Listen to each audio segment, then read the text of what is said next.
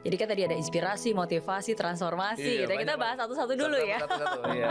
Oke, jadi kalau seperti yang tadi Coach Tom bilang di awal, saya setuju banget sih. Maksudnya kalau tadi Coach Tom bilang para pebisnis ini sekarang bukan lagi hanya selling-selling aja gitu kan, tapi kan dia juga harus memberikan inspirasi, motivasi.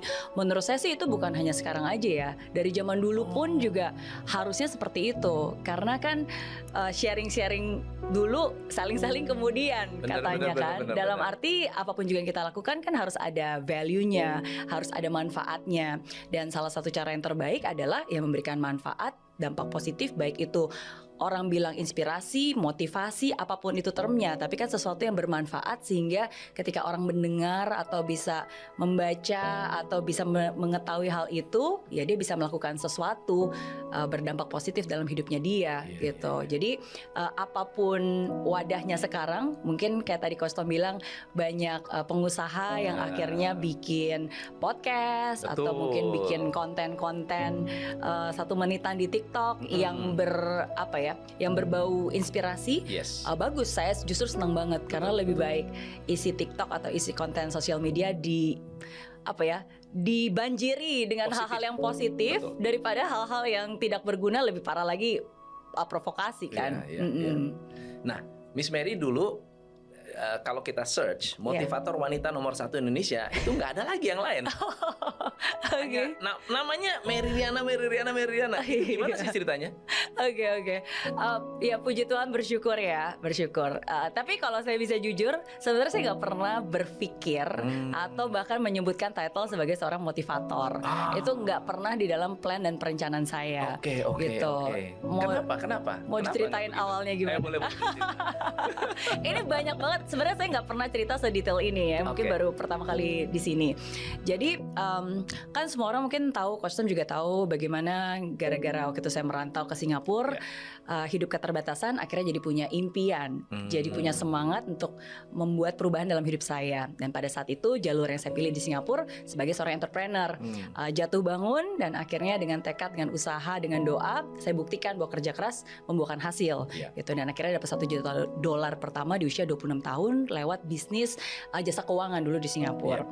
Nah, tapi setelah berhasil mencapai itu semua, ada masa-masa di mana saya merasa bahwa hidup ini itu jauh bukan hanya sekedar bisa makan enak, bisa jalan-jalan, bisa shopping gitu. Dan disitulah ternyata jiwa saya mencari yang namanya fulfillment gitu. It's not just achievement, but it's also fulfillment.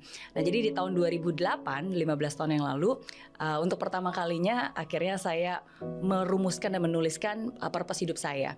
Dan purpose hidup saya pada saat itu saya rumuskan, saya harus menjadi yang terbaik. Apapun pilihan bidang profesi yang saya tekuni, saya harus menjadi terbaik di bidang itu. Bukan untuk menunjukkan kehebatan kebesaran saya, tapi bersungguh-sungguh ingin menunjukkan kehebatan dan kebesaran Tuhan atas hidup saya gitu. Saya ingin menjalani dan menikmati proses menuju ke sana dengan orang-orang yang saya cintai dan testify my blessed life story dan menceritakan perjalanan itu kepada orang-orang sebagai bentuk cinta kasih dan pengingat untuk diri saya sendiri, dan juga sebagai hadiah kekuatan untuk siapapun juga mendengarkannya yang mungkin berada dalam proses yang sama gitu. Nah pada saat itu kalau namanya purpose kan nggak pernah dikotak-kotakan sebagai profesi atau pekerjaan gitu. It's just a purpose hidup yang menurut saya itu memberikan saya semangat gitu, memberikan saya memberikan saya kekuatan untuk terus mempersu. Nah singkat cerita, pada saat itu akhirnya saya mulai melihat nih apa yang saya punya. Dan pada saat itu ya kebetulan karena pencapaian yang saya dapatkan di Singapura banyak mendapat perhatian, dan sebenarnya pada saat itu saya juga banyak banget dapat penghargaan di Singapura ya kan, dapat award ini, dapat award itu, diundang sama menteri ini sama itu, diminta untuk berbicara, sharing, terus setiap kali di interview majalah ya akhirnya saya menceritakan cerita ini nggak ngomongin tentang technical business karena kan saya nggak punya background belajar bisnis kan, yang saya ceritakan ya my journey gitu, my struggle, my journey, dan bagaimana saya mengubah itu semua. Nah pada saat itu nggak pernah kepikiran jadi motivator, nggak pernah bahkan ada kata-kata motivator. Nah di tahun 2010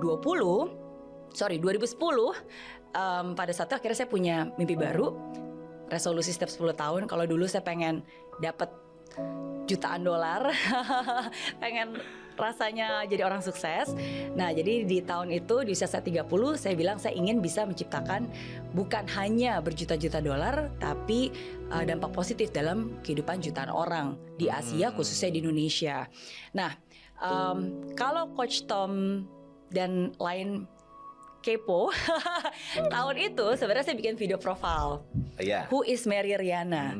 Dan di dalam Who is Mary Riana itu nggak pernah ada kalimat motivator.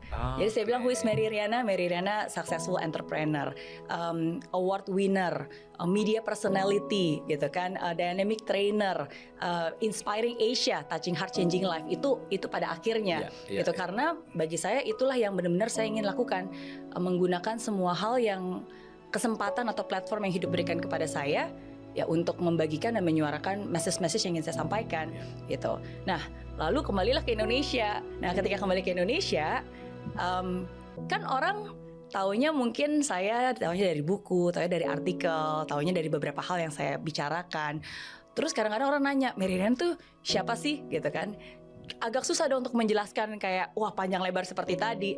Akhirnya karena mungkin mereka baca bukunya, mereka terinspirasi, mereka termotivasi, mereka denger jadi termotivasi, akhirnya motivator. Karena kan termsnya waktu itu memang lagi hype ya, nama motivator tuh gampang sekali untuk dimengerti. Oh, orang yang berbicara di depan umum adalah motivator. Betul, ada yang bilang inspirator, ada yang bilang motivator, tapi sebenarnya term yang pada saat itu lebih familiar untuk orang-orang Indonesia adalah motivator gitu. Kayaknya mungkin cuma di Indonesia aja ada term itu. Jadi akhirnya ya karena orang motivator ya udah, jadi biar lebih gampangnya menggunakan sesuatu yang memang sudah common digunakan di Indonesia. Dan ya bagi saya nggak masalah, karena kan yang penting bukan profesinya, bukan title-nya, tapi kan saya tahu dengan jelas tujuannya apa yang saya lakukan gitu. Makanya akhirnya saya bikin lagu sama Saikoji, lewat film, lewat lagu, lewat sosial media gitu. Jadi bukan hanya di atas panggung berbicara, tapi saya ingin benar-benar membagikan inspirasi dan pesan-pesan positif itu lewat keseharian apapun yang ada di hidup mereka gitu. Jadi itu ceritanya. Jadi iya, jadi itu term yang saya sendiri baru tahu ada term itu. Tapi kalau again dari awal ya brandingnya atau ketika saya memikirkan Mary Riana tuh apa sih, itu nggak pernah ada kata motivator. Bahkan di video profile saya tuh nggak pernah. Nggak pernah ada.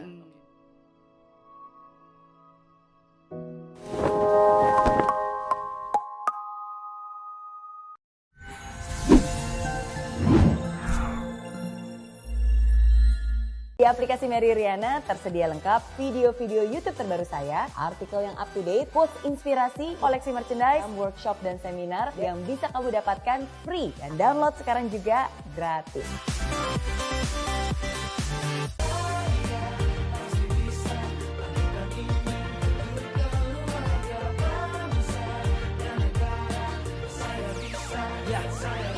Rasanya bumi tanpa hujan, hidup tanpa tujuan, kering dan mati tanpa hijaunya tumbuhan. Demikian kalau mimpi tak kunjung terjadi.